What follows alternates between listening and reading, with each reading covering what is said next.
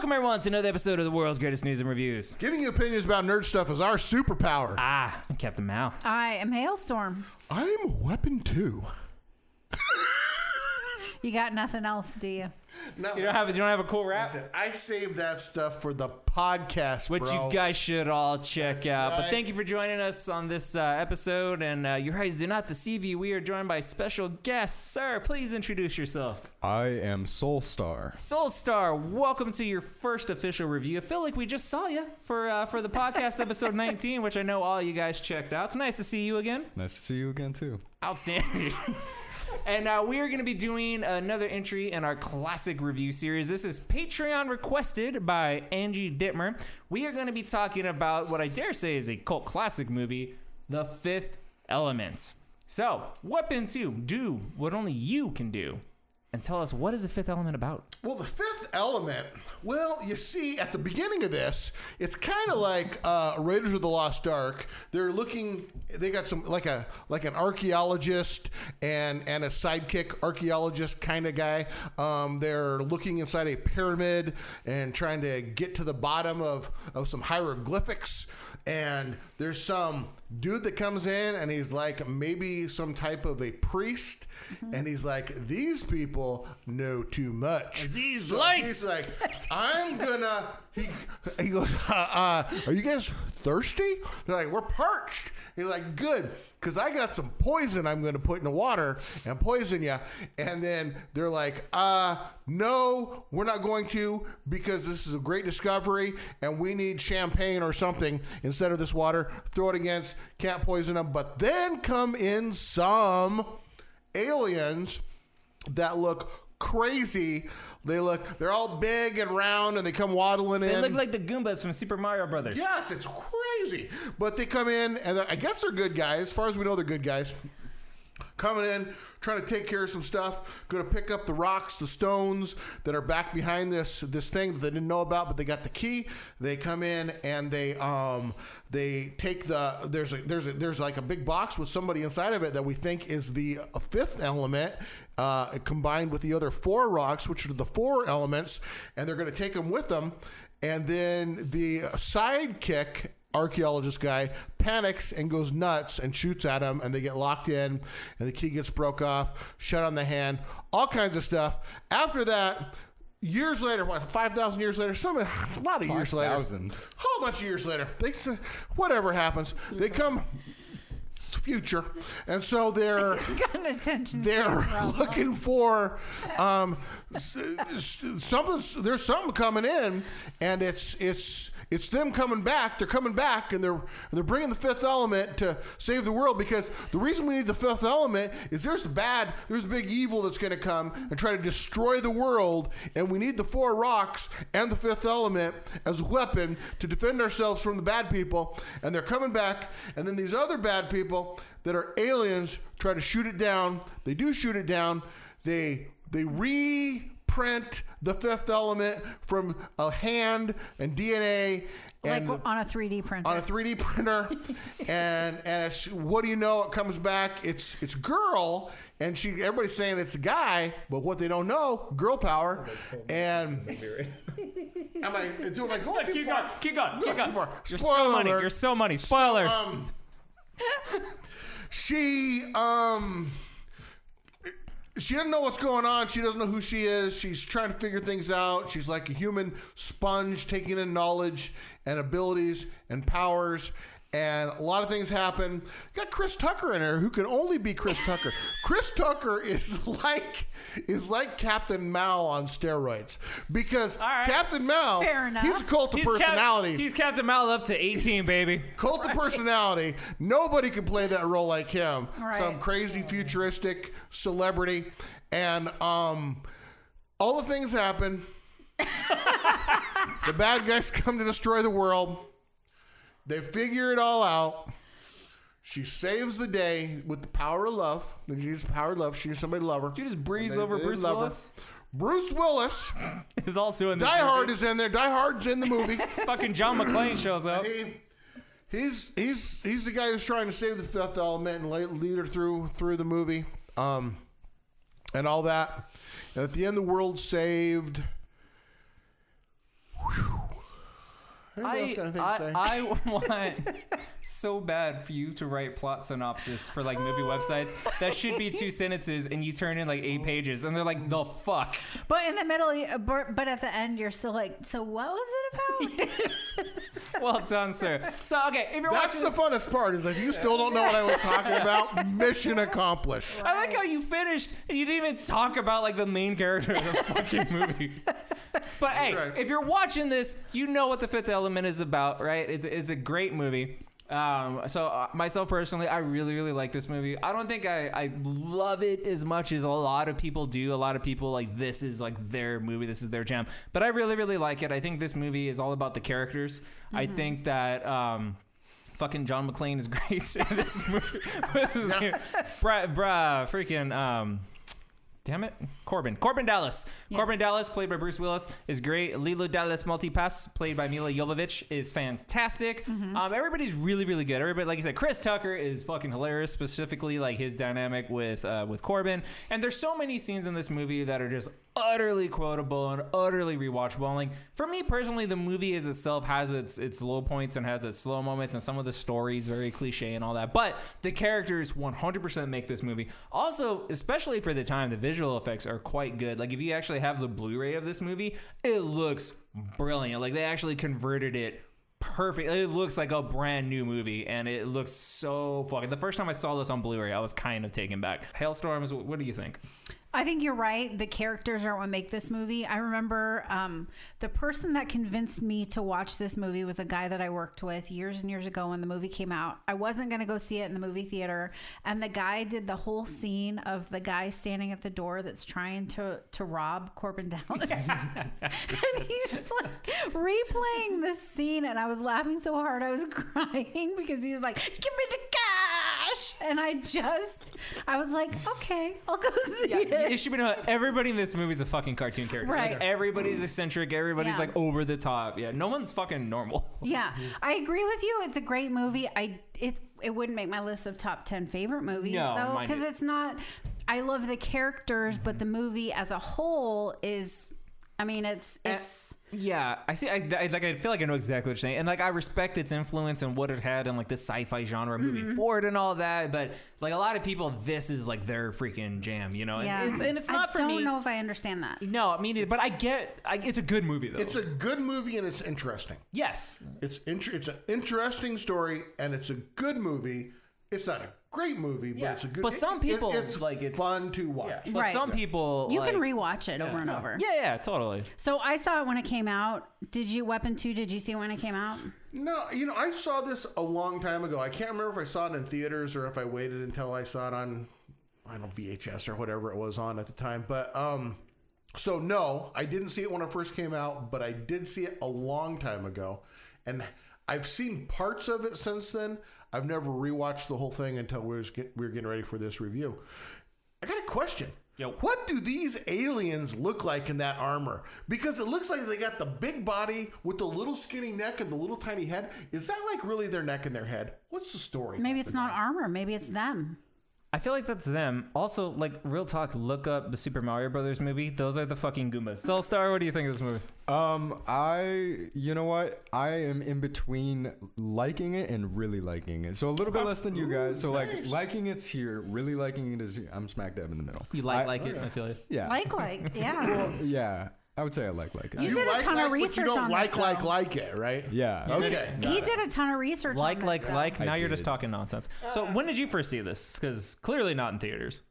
Well, yeah, I wasn't alive when it was in theaters. That's why I drink. I watched it about a week ago. Yeah, That was your first time? That was my first time. Word. Okay, Okay. so yeah, brand new eyes then. What did you think? Well, obviously you liked it. But. So brand new eyes for one. Also, I'm a much younger viewer, so there are a couple of things, couple of aspects of the movie that kind of I would say impacted me differently. Like simple things like music and costume design just kind of felt different to me, I would say. It is definitely cheesy though. So It is definitely cheesy. Yes. And I the would say costumes But are. that's part of like, yeah. it's kind of what it's going for on purpose. But okay. So what did your research tell you about the costumes, though? So I looked into the costume design, and I looked at a lot of drawings of like the first renditions of these different costumes. I gotta say, the first renditions were pretty good. What they evolved into, I think, for the most part, were pretty good. There were some good parts, but a lot of it was clunky. Clunky costume design, which especially like the cop uniforms or like cop big, like, how the fuck uniforms. do you So even he move in the mentioned car he and- after he watched it, he mentioned that to me specifically, the police uniforms, how much he hated them. And so when I rewatched it, I spent a little bit more time looking at the costumes, and I have to say the costumes took too much of a front role in this. And the reason for that is because they had a major designer do the costumes. They had do you want to say it or do you want me to say it? Here I got it written down. No, I know it. Oh yeah. Do you want to say? You can do the French version. This movie is made by French people, so you can do the French. The director Luc pronunciation. Besson is French, and the costume designer, which is also a person that did a lot of Madonna's costumes, was Jean-Paul Gaultier.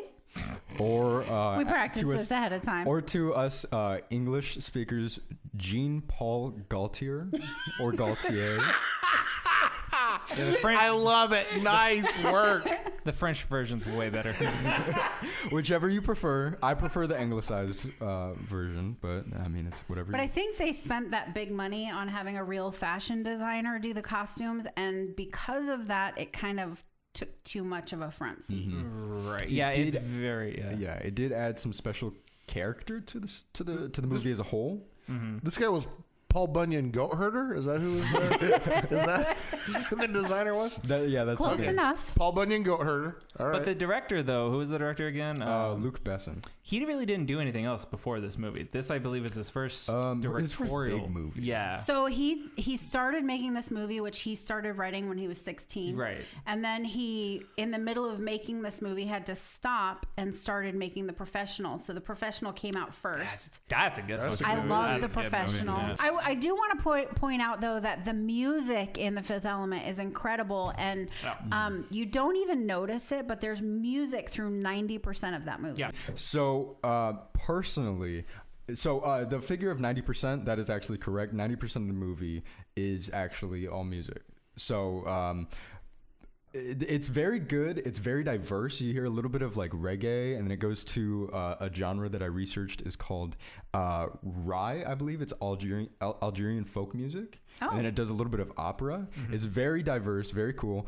There was one track that I personally had a little bit of a problem with, and Eric Serra is the music guy behind this, and he also did a little bit. He did the music for The Professional. But he has this sort of sound where he uses these like sound effects of like deep banging, and you hear it when what's the guy Corbin Dallas, when Corbin Dallas is first going out, when he leaves his house for the first time, and he's a taxi driver, he's going around. You first hear this song. It's like this deep, like I can't even describe it. Just kind of have like a like a rhythm to it. And I think this might be me personally, just because of my age, maybe. But it sounded really goofy in like a kind of a bad way, goofy and silly. Maybe it's because some of the shows that I watched when I was really little, some of the shows that were older when I was really little had those kind of sound effects. Like I always think of that one show with the dinosaurs. It might be called Dinosaurs. It's called Dinosaurs. It's a show called Dinosaurs with the dinosaurs.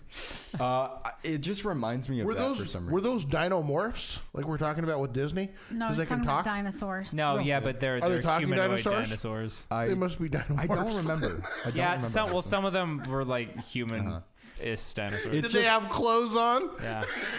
But then they had the four-legged dinosaurs that they were racist against. There you go. Call back. If you want to look up the song that I'm talking about, it's the one the specific song I'm talking about is No Cash, No Trash. Oh. It's cool, it's man. interesting. It is good. Listening to it back, song all the kids it is are a into. good song, but it's In the silly and context of the goofy. movies, it kind of took me out a little bit. Which is funny that you mentioned the 90% thing, because like I thought that the movie, like there's lots of music in it. I would have never guessed that high, but No. in thinking about it, you're right. Like every character almost kind of has like a theme that plays whenever like they're on camera. Right? Yeah.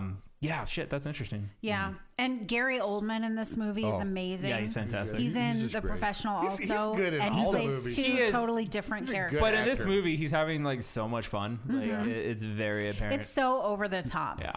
What a great hairdo, though, too, right? Oh yeah. Well, half What- hairdo. And he's got some plexiglass thing on his head, too. That's Yeah. futuristic. Yeah. High tech. Also, super iconic moments at the end where they're trying to figure out how to activate all the stones, and you have to like put the Oh, yeah. specific element on that. That's been immolated over and over and over again in pop culture. So Yeah. That one, I feel like that kind of annoyed me. Like the hint that was given by Lilu, I think I get the it stone felt to so obvious. She's like rain or like water is rain or something Yeah. like that. It's like, okay, obviously you give the element to the stone that is on that stone, like the yeah, element. and they figured it out really just the dude sighed on it and it Yeah. kind of moved. And then they can't figure out. Wait, what? Did I say something? Oh, yeah. I like the modern day priest though. He's so bumbling. It's just kind of in the middle of all these other characters. He's kind of adorable. I love the scene when like they're all trying to pretend to be Corbin Dallas to get on the ship, and, and how he just fucking bombs. And he comes back and just starts drinking. He's like, "What the fuck are you doing here?" It's like, "I couldn't do it. He almost killed me." It's like, yeah, that's not what happened at all. He just put his hand on your shoulder. Right. That was good shit. So you mentioned before Chris Tucker Mm-hmm. in the role of Ruby Rod. Ruby Rod. He was not supposed to be in that movie. Somebody No? else was. I can't remember who. Who was supposed else to could be have? in Like, that. I can't picture anyone else I doing think that. that he made it his own. Yeah, he Oh, probably yeah. took he that did. and just ran with it. That was 'cause it was definitely- such a good character. He's the only guy that can do what he does in movies. Corbin, Yeah. Corbin.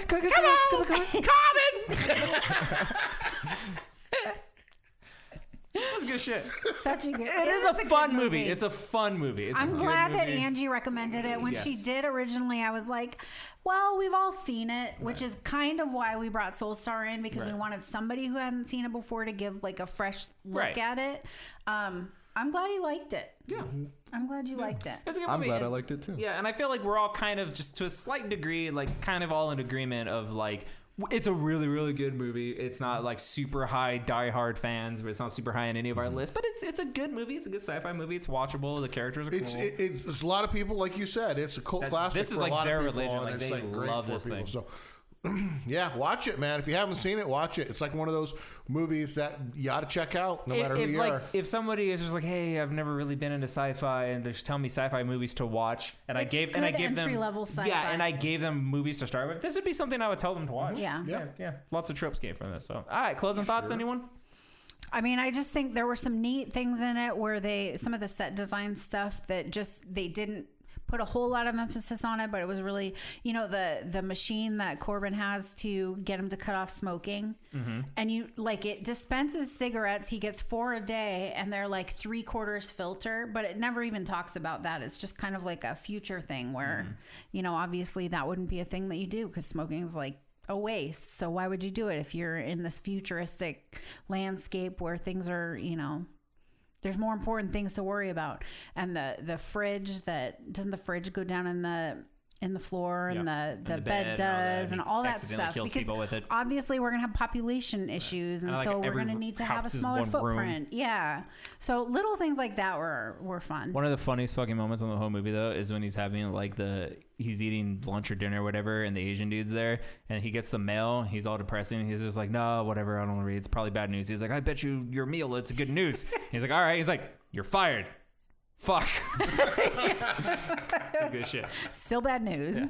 So let's start closing thoughts.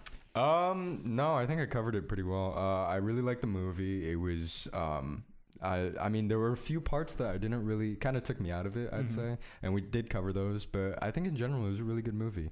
I liked the lore, if you will. And again, that's in quotation marks. I keep doing quotation marks.